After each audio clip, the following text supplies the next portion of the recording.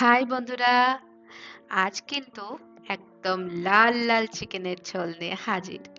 তো আমি কি করে চিকেনটা রান্না করলাম সেটাই তোমাদের সঙ্গে শেয়ার করব।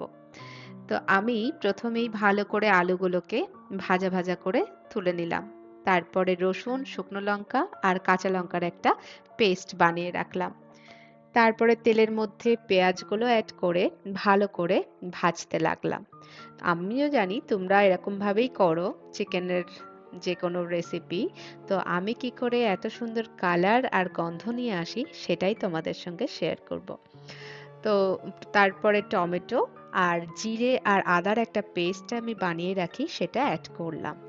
তারপরে নুন অ্যাড করে আবার ভালো করে ভাজতে লাগলাম।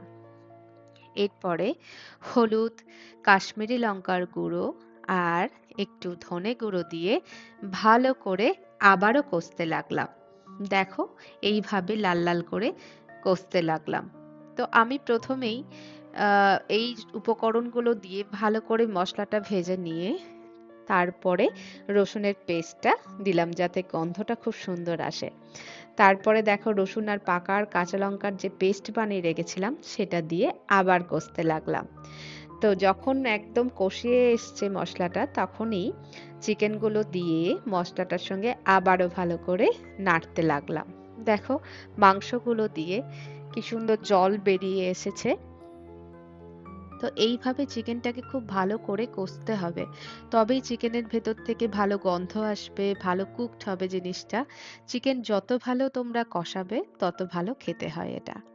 তো তারপরে যে ভেজে রাখা আলুগুলো রাখা ছিল সেগুলো দিয়ে আবার ভালো করে কষতে লাগলাম। নুন মিষ্টিটা তোমরা নিজেদের মতো দেখে দেবে। তারপরে ভালো করে কষা হয়ে গেলে আমি ওপর থেকে চাপা দিয়ে দিলাম। দেখো, এইভাবে চাপা দেওয়ার পর কত সুন্দর একটা কালার এসছে।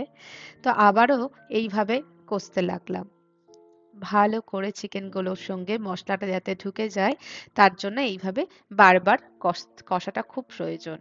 দেখো কিরকম কালারটা এসছে। তারপরে ওপর থেকে একটু গরম জল ছড়িয়ে দিয়ে বেশ কতগুলো কাঁচা লঙ্কা এটার মধ্যে অ্যাড করলাম। যখনই ঝোল বানাবে সবসময় চেষ্টা করবে গোটা কাঁচা লঙ্কা অ্যাড করার। তারপরেই মেন উপকরণ আমার, এইটা হচ্ছে সবার শেষে আমি দিই, সর্ষের তেল, গোটা গরম মশলা, শুকনো লঙ্কা আর কাশ্মীরি লঙ্কা ভালো করে ফুটিয়ে সেটার একটা ফোড়ন আমি সবার লাস্টে দিই, যার জন্য গন্ধ আর একটা কালার সুন্দর আসে। দেখো, এটা দেওয়ার পর তোমরা ভালো করে চাপা দিয়ে দেবে। দেখো কি সুন্দর একটা কালার এসছে ঝোলটার মধ্যে।